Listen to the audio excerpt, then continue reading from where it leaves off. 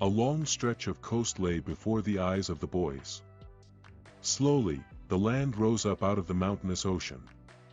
The boys may see a little house against the sky. To the south, they may see a beacon light. Tide, wind and waves were pushing the sea boat northward.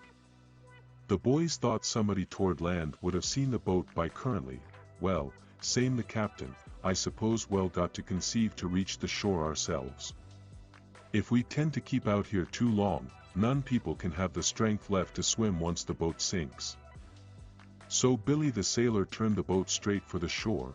If we tend to don't all get toward land, same the captain, I suppose you fellows recognize wherever to send news of my death.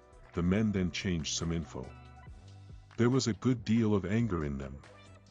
They thought, if I'm attending to be submerged, why, within the name of the 7 mad gods World Health Organization rule the ocean, was I allowable to come back this way and accept sand and trees? The waves grew stronger. They appeared continually around to interrupt and roll over the limited boat. The coast was still far flung. The sailor said, boys, the boat won't live 3 minutes a lot of, and we're two-way intent on swim. Shall I take her to ocean once more, Captain? Yes. Go ahead, aforementioned the captain. The sailor turned the boat and took her safely bent on ocean once more.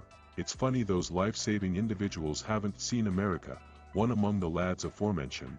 Maybe they suppose we're out here for sport. Perhaps they suppose we're fishing. Perhaps they suppose we're fools. Once more, the sailor rowed the boat and so the communicator rowed. Suddenly, they saw a person walking on the shore. The man stopped walking. He affected his hand within the air to wave at them. He saw them. Currently he was running to the house. The captain tied a textile to a stick and waved it. Currently there was another man on the shore. The 2 men waved their hands within the air, as if they were oral communication high to the lads within the boat. Now, what was that moving on the shore? It had been a bus, an edifice bus. A person stood on the steps of the bus and waved his coat over his head. The lads within the boat questioned what he wished to mention. Was he trying to inform them something? Ought to they look ahead to help? Ought to their going north? Ought to their going south? The men waited and waited, however nothing happened. The sun began to travel down. It got dark and cold. They may not see anyone on the beach. The sailor rowed, and so the communicator rowed, and so the sailor rowed once more. They rowed and rowed through the long night. The land had disappeared, however they may hear the low sound of the waves striking the shore. This was for sure a quiet night. The cook finally spoke. Billy, what quite pie does one like best? Pie, aforesaid the sailor, and therefore the newsman angrily. Don't quote those things. Well, aforesaid the cook, I was simply considering ham sandwiches, and a night on the ocean in an open boat may be a long night. The sailor continued to row till his head fell forward and sleep inundated him. Then he asked the newsman to row for a short time. They changed places that the sailor might sleep within the bottom of the boat with the cook and therefore the captain. The newsman thought that he was the one man afloat on all the oceans within the world. The wind had a tragic voice because it came visiting the waves. Suddenly, there was a protracted, loud noisy sound behind the boat and a shining path of silvery blue. It are created by an enormous knife. Then there was another swish and another long flash of chromatic lightweight, this point aboard the boat. The newsman saw an enormous fin speed sort of a shadow through the water, exploit a protracted glowing path. The issue unbroken, swimming close to the boat. He noted its speed and power. The newsman wanted the boys would rouse. He didn't need to be alone with the shark. The newsman thought as he rowed. He was angry that they'd come back thus near to land and nonetheless may still die puzzled. Then he remembered a verse form that he had learned as a toddler. It had been a verse form a couple of soldier of the French Legion. The soldier lay dying in Algiers. Simply before he died, he cried out, I shall ne'er see my very own, my homeland. And now, a few years when he had learned this verse form, the newsman for the primary time understood the disappointment of the dying soldier. Hours passed. The communicator asked the sailor to require the oars so he might rest. It gave the impression of solely a quick amount, however it had been quite associate hour later, once the sailor came the oars to the communicator.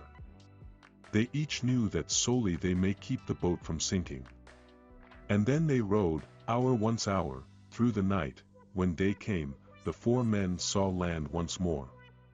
However there had been no folks on the shore.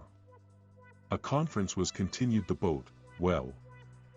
Aforesaid the captain, if no assistance is returning, we would hire attempt to reach the shore at once. If we have a tendency to keep out here for much longer, we'll be too weak to try and do something for ourselves in the slightest degree. The others in agreement. They began to show the boat toward the beach. The captain told them to use caution, that once the boat came close to the beach, the waves would sink it. Then everybody ought to look of the boat and swim to the shore. As the boat came nearer to land, the waves got larger and a lot of violent.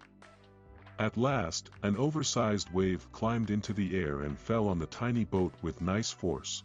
The boat turned over because the men jumped into the ocean. The water was like ice. The communicator was tired. However, he swam toward the beach. He explored for his friends. He saw Billy, the sailor, before of him, swimming powerfully and quickly. The cook was close to him. Behind, the captain continued to the turned boat together with his one smart hand. Soon, the communicator might swim not. A current was carrying him back resolute ocean. He thought, am I planning to drown? Will or not it's possible, but this suddenly modified and he was able to swim toward the shore. The captain referred to as to him to swim to the boat and hold on. The communicator began to swim toward the boat. Then he saw a person running on the shore. He was quickly initiating his shoes and garments. As the communicator got near to the boat, an outsized wave hit him and threw him into the air over the boat and much from it. Once he tried to urge up, he found that the water wasn't over his head, solely, fr1, high his body. However, he was thus tired that he couldn't rise up. Every wave threw him down. And therefore the current unbroken pulled him back to ocean. Then he saw the person once more, jumping into the water. The person forced the cook to the shore. Then he ran into the water for the captain. However, the captain waved him away and sent him to the communicator. The person appropriated the reporter's hand and forced him to the beach. Then the person pointed to the water and cried, "What's that?" In the shallow water, face down, lay Billy, the sailor. The reporter did not know all that happened after that. He fell on the sand as if dropped from a housetop. It seems that immediately the beach was filled with men with blankets, clothes and whiskey. Women brought hot coffee. The people welcomed the men from the sea to the land, but a still and dripping shape was carried slowly up the beach. And the land's welcome for the sailor's body could only be its final resting place.